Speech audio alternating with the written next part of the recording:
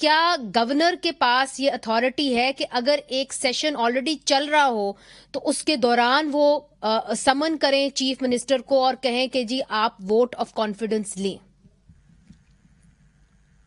देखिए, जो आर्टिकल 130 उसका सब आर्टिकल 7 है, उसमें कहीं नहीं लिखा हुआ कि सेशन चल रहा हो या ना चल रहा हो।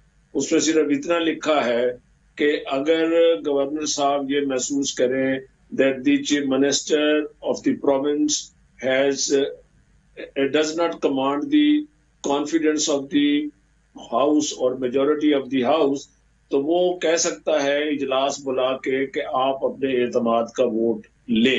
अब इसके दो पहलू हैं।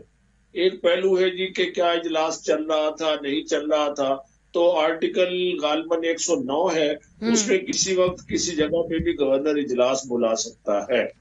अब बाकी रूल्स की तरफ आ जाए तो रूल्स में इजलास जो कहते हैं जी अभी चल रहा था, प्रोरोग नहीं हुआ तो गवर्नर साहब नहीं बुला सकते थे। रूल्स जो है वो आइन के ताबे है, बल्कि रूल्स कानून के ताबे है और कानून भी आइन के ताबे है। आइन में ये इख्तियार गवर्नर साहब को है। बाकी रही बात कि गवर्नर साहब का जो इत्मीनान था वो इनकी नजर में क्वेश्चनेबल है। They can raise the question. Governor साहब भी अपना इत्मीनान था, उन्होंने ये हुक्म सादिर कर दिया। उनके हुक्म को कोई अदालत ही एक तरफ कर सकती है, या उसको मनसूख कर सकती है, या उसको गैर आईनी करार दे सकती है, या उसको सही करार दे सकती है। जैसे कासिम सूरी के वक्त हुआ था तो अदालत ने कह दिया था कि कासिम सूरी ने जो रूलिंग दी है, कासिम सूरी साहब की वो रूलिंग गैर आईनी है और अदम एतमाद की कार्रवाई जारी रहनी चाहिए और असेंबली टूट नहीं सकती थी। ठीक है जी। अब दूसरा पहलू इसका सियासी है।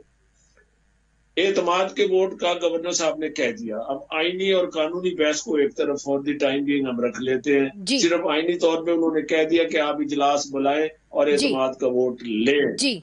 अगर इनके पास अक्सरियत है और हाउस की मेजॉरिटी का एतमाद ये रखते हैं तो बुला लेते इजलास। नहीं, मगर ये नुक्ता एक अलग नुक्ता है